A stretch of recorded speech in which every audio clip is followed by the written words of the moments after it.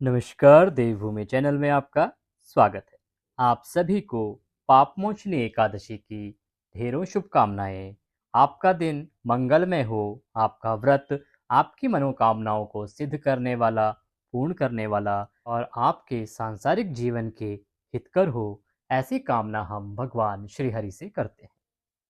आज के इस वीडियो में हम बात करेंगे कि कृष्ण पक्ष की, चैत्र मास के कृष्ण पक्ष की एकादशी का क्या नाम है, वह कब है, उसकी पूजा आपको किस प्रकार से करनी चाहिए, और सर्वप्रथम पापमोचनी एकादशी का जो व्रत है वो किसने बताया था, किस प्रकार से महान ऋषि च्यवन के द्वारा बताए गए उपाय को करने से, महान ऋषि च्यवन के द्वारा बताए गए इस एकादशी के व्रत को करने से अनेकों ऋषियों ने भगवान विष्णु की सिद्धि हासिल की। सिर्फ इस एक एकादशी के व्रत करने से किस प्रकार से मनुष्य के सभी पाप धुल जाते हैं, उसके जीवन के सभी कष्ट दूर हो जाते हैं, उसके जीवन में आने वाली सभी परेशानियां भगवान श्रीहरि के आशीर्वाद से समाप्त हो जाती हैं और वह सुखमय जीवन व्यतीत करते हुए अंत समय में भगवान श्रीहरि के परम धाम को प्राप्त करता है।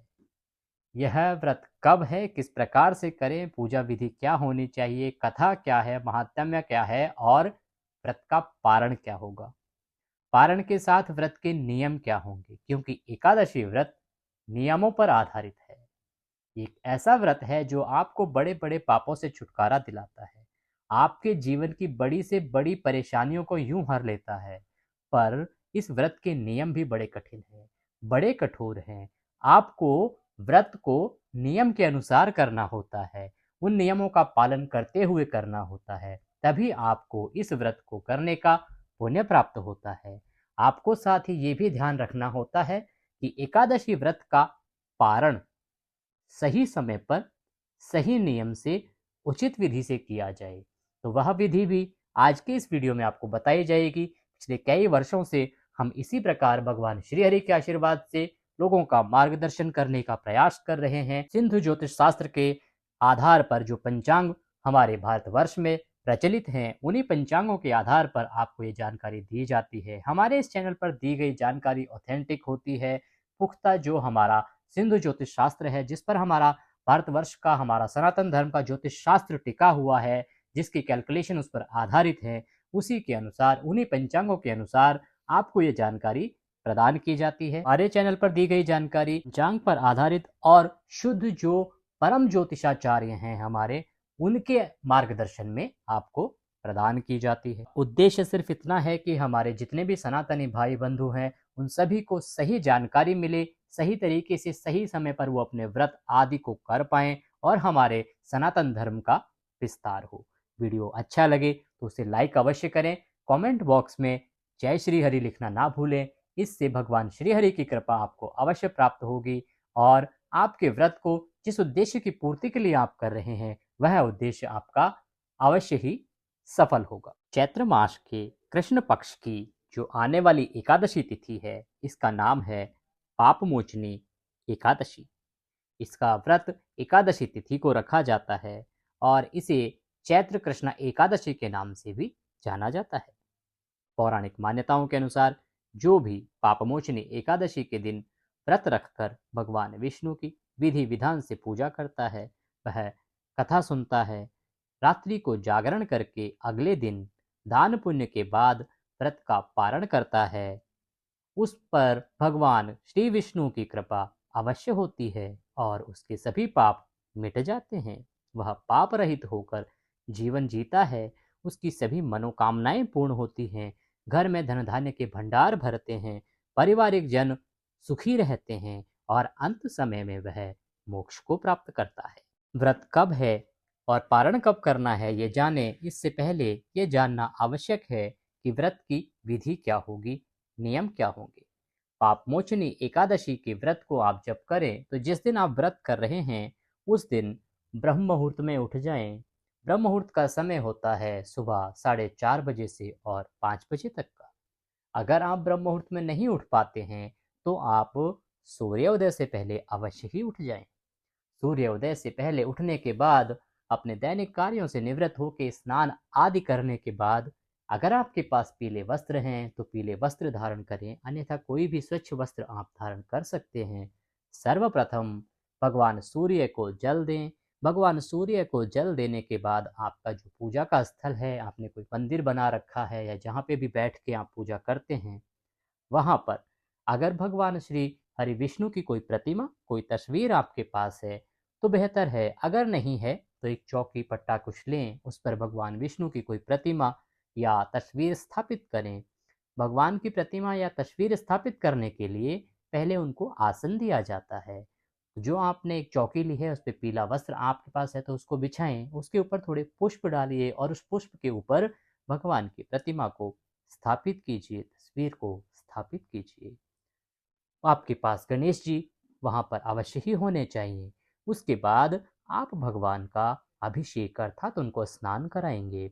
स्नान कराने के लिए आप पंचामृत का प्रयोग कर सकते हैं। अगर आपके पास इस प्रकार की प्रतिमा है जिसको पूरा स्नान कराया जा सकता है तो आप पंचामृत बनाएंगे। पंचामृत बनाते हैं घी, दूध, दही, शहद और शक्कर से।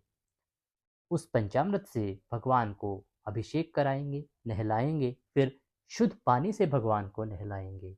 शुद्ध पानी किसी एक लोटे या किसी ग्लास में पानी लीजिए। ग्लास जो है आपका वो किसी धातु का होना चाहिए, तांबे का, पीतल का या स्टील का। उसमें थोड़ा सा गंगा जल भी पानी में मिला लीजिए। तो आपने पंचामृत स्नान कराना है, फिर शुद्ध जल से स्नान कराना है। अगर आपके पास कोई प्रतिमा नहीं है जिसको इस प्रकार से स्नान करा सके तो आप सांकेतिक स्नान भी करा सकते हैं। 2 उंगलियां पानी में डिप कीजिए और उसके बाद भगवान की जो तस्वीर है उसको छींटे दीजिए। इस प्रकार से भी आप स्नान करा सकते हैं। पंचामृत नहीं है तो बिना पंचामृत के भी खाली पानी के छींटे देके सांकेतिक स्नान कराइए। उसके बाद स्वच्छ वस्त्र से भगवान को पोंछिए। पहुँचने के बाद भगवान श्री हरि को और गणपति जी को रौली कुमकुम आदि का तिलक लगाइए। तिलक लगाने के बाद भगवान को पुष्प अर्पित कीजिए। माला आपके पास है तो माला पहनाइए। भगवान को वस्त्र के रूप में मौली का एक टुकड़ा तोड़ के वह अर्पित कीजिए। अर्पित करके घी का दिया जलाइए, धूप जलाइए। धूप दीप जलाने के बाद अब आप अपने व्रत का संकल्प करेंगे। संकल्प करने का बहुत सूक्ष्म विधान मैं आपको बता देता हूँ। अपने सीधे हाथ में थोड़ा सा जल लीजिए, थोड़े से पुष्प लीजिए, उसमें 1 रुपये का सिक्का या जितना भी आप दक्षिणा रखना चाहें वो रखिए। दूसरा हाथ नीचे लगाइए। अगर आप जोड़े से बैठते हैं तो अपनी धर्मपत्नी का हाथ उसके नीचे लगाइए और उसके बाद 3 बार बोलिए ओम श्री विष्णु और विष्णु और विष्णु। अपना नाम, अपना गोत्र उच्चारण कीजिए। अब जिस भी दिन आपका जो व्रत है वह दिन बोलिए, वह तिथि बोलिए, जिस स्थान पर आप उस समय बैठे हुए हैं वहाँ का पता, मकान नंबर और शहर के नाम सहित बोलिए। जिस उद्देश्य की पूर्ति के लिए आप एकादशी का व्रत कर रहे हैं वह दोहराइए कि प्रभु इस उद्देश्य की पूर्ति के लिए मैं पापमोचनी एकादशी का व्रत करने का संकल्प करता हूँ या करती हूँ। आपके आशीर्वाद से मेरा यह व्रत सफल हो, इसी कामना के साथ वह पुष्प और संकल्प भगवान श्री हरि के चरणों में छोड़ दीजिए। भगवान को नमस्कार कीजिए।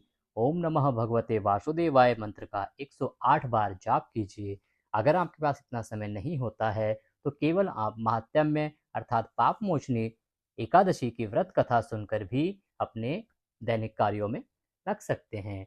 आप कथा अवश्य सुने, आपके पास है तो पढ़ें, नहीं है तो आप हमारे चैनल पर भी एकादशी की कथा सुन सकते हैं। प्रत्येक एकादशी पर एकादशी की कथा जो अलग अलग होती हैं हर एक एकादशी की, उसके अनुसार आपके कथा हम अपलोड करते हैं। हमारे वीडियो को आप अवश्य देखें, वहाँ से कथा सुने। कथा सुनने के बाद भगवान श्री हरि की आरती करेंगे। आरती के बाद भगवान को भोग लगाएंगे। भोग में तुलसी दल का होना अति आवश्यक है। तुलसी दल के बिना भगवान श्री हरि का भोग स्वीकार्य नहीं होता है। अब नियम की बात करते हैं।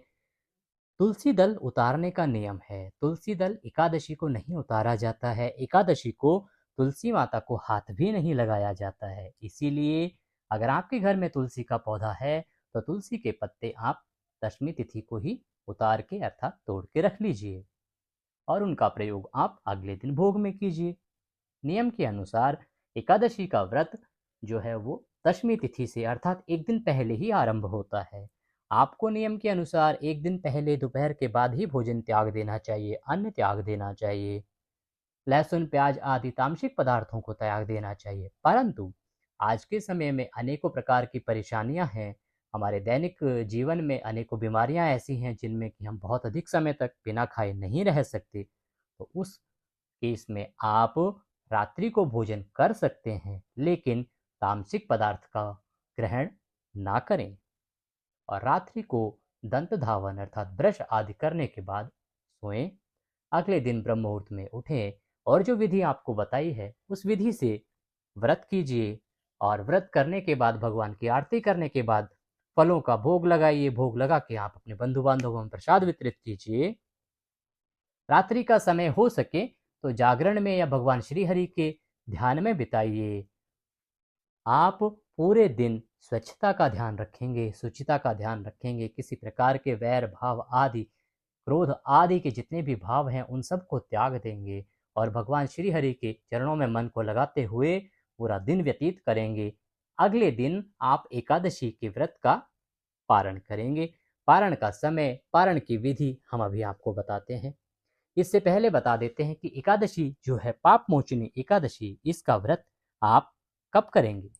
देखिए, पाप मोचनी एकादशी की शुरुआत हो रही है 4 अप्रैल को शाम को 4:16 पर और यह समाप्त होगी 5 अप्रैल को, दिन शुक्रवार का रहेगा, 1:28 पर। इस प्रकार से उदया तिथि के अनुसार एकादशी तिथि जो पापमोचनी एकादशी है उसका व्रत रखा जाएगा 5 अप्रैल को। 5 अप्रैल को आप व्रत रखेंगे। पूजा का समय रहेगा, जो शुभ मुहूर्त है वो है सुबह 6:06 से 10:49 तक। उस दिन ब्रह्म मुहूर्त जो रहेगा वो रहेगा 4:35 से 5:21 तक। वहीं दिन के शुभ मुहूर्त की बात करें जिसे अभिजीत मुहूर्त कहा जाता है, अभिजीत मुहूर्त का समय रहेगा 11:59 से 12:49 दोपहर तक। दिन को व्यतीत कीजिए। अगले दिन आप सूर्योदय से पहले अवश्य उठ जाएं। उठने के बाद स्नान आदि करने के बाद भगवान को स्नान कराएं, पुष्प आदि अर्पित करें, घी का दिया जलाएं। जिस प्रकार से विधि आपकी बताई थी इस प्रकार से हम भगवान को नमस्कार करें। नमस्कार करने के बाद सीधे हाथ में पुष्प लीजिए। पुष्प लेके भगवान से प्रणाम करके बोलिए कि हे भगवान श्री हरि विष्णु, आपके आशीर्वाद से हमने पापमोचनी एकादशी का यह व्रत संपूर्ण किया है। हमने यह व्रत पूरी लगन, मन, श्रद्धा और तन मन धन से किया है। इसमें कोई गलती, कोई त्रुटि, कोई भूल हमसे हुई हो तो प्रभु हमारी गलतियों को क्षमा करें और हमें दया का आशीर्वाद प्रदान करें, क्योंकि हम तो अज्ञानी जीव हैं। तन मन धन सब कुछ आपका है, हमें कुछ नहीं ज्ञात है। जैसा बन पड़ता है वैसा हम आपकी सेवा करते हैं। हे प्रभु, हमारी गलतियों को ध्यान ना देते हुए आप दया का आशीर्वाद सदैव हमारे परिवार पर बना के रखें। ऐसे आपसे विनती है। हमारे पास आपको देने के लिए कुछ नहीं है। अंत समय में हम आपको यह पुष्पांजलि अर्पित करते हैं। यह पुष्प आप ग्रहण करें और अपना आशीर्वाद हमें प्रदान करें। कार से नमस्कार करते हुए वह पुष्प भगवान के चरणों में आप रख दीजिए। फिर भगवान को भोग लगाइए। भोग में आप देखिए कुछ भी बना सकते हैं। बहुत सारी जगह पीले चावल बनाते हैं, कोई श्लोक खीर पूड़ी बनाते हैं, बहुत सारी जगह पर फल का भी भोग लगाया जाता है। आप पंजीरी का भी भोग आप उस दिन पे लगा सकते हैं और तुलसी पत्ते से आप व्रत का पारण कर सकते हैं। भगवान को भोग लगाएं, प्रसाद बंधु बांधवों में बांटें और उसके बाद आप व्रत का पारण करें। हो सके तो किसी ब्राह्मण को घर पे बुलाएं, निमंत्रित करें और उनको भोजन करके दान दक्षिणा आदि देने के बाद ही व्रत का पारण करें। ये थी जानकारी पापमोचनी एकादशी के बारे में। आप कुछ और जानना चाहते हैं तो कमेंट बॉक्स में लिख के पूछ सकते हैं। वीडियो अच्छा लगे तो भगवान श्री हरि की कृपा पाने के लिए कमेंट बॉक्स में जय श्री हरि लिखना ना भूलें, लाइक करना ना भूलें। चैनल पर नए हैं तो सब्सक्राइब अवश्य कर लें। आज के इस वीडियो में अभी के लिए इतना ही। अगले वीडियो में फिर होगी आपसे मुलाकात। तब तक के लिए जय श्री हरि।